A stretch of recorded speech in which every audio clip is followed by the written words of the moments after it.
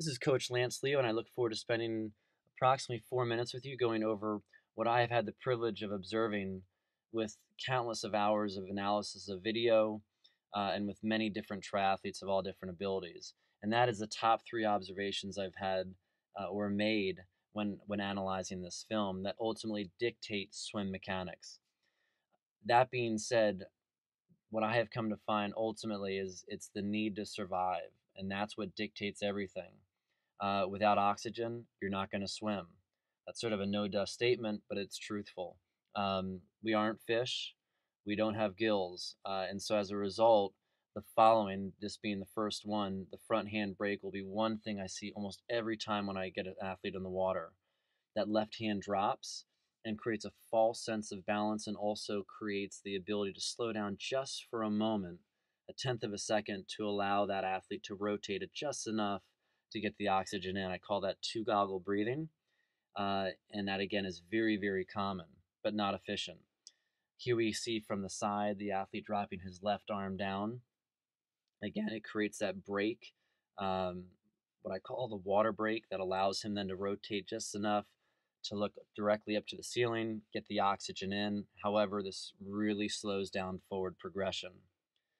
The next phase or next thing I would observe most often is parachute kicking, and that pretty much dials in almost hand in hand with the first point. But again, both feet fan out, creates just enough resistance, slowdown, to allow him to bring both goggles out of the water to get that oxygen he needs to live.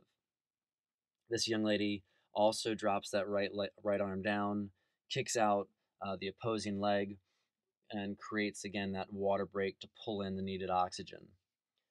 Lastly, this gentleman again, you'll see left arm drops, both feet kick out, and he's just about to get both goggles out there and get that much needed oxygen in. The problem here is it's not efficient. The third element is there's really no timing present. There's no logic behind what is going on here. So in this case, his hips have not opened up, even though he's just finished the stroke to the right side. So as hard as he might work, put in thousands and thousands of yards, he will likely plateau and just get more and more tired because there's really no slippery approach to his mechanics or logic behind it.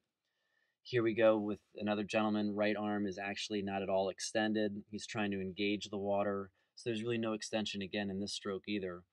Um, and actually the timing is completely opposite. He's coming across midline as well with the opposing arm. This gentleman is doing what I call barge swimming. And again, there's no real logic here, but he's trying to apply force right now with his right arm and also with his left arm. So it's really negating his efforts.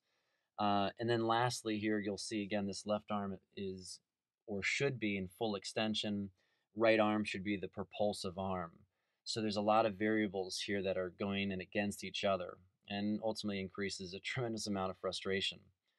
I'm here to tell you, friends, that I can certainly help you gain a better sense of efficiency. When I work with athletes, within about an hour's time, I see a 50% improvement in efficiency. Athletes take fewer strokes and go faster. You can't beat that. So I challenge you to contact me if you would like to have a better handle on your swim. I look forward to hearing from you. Enjoy your training.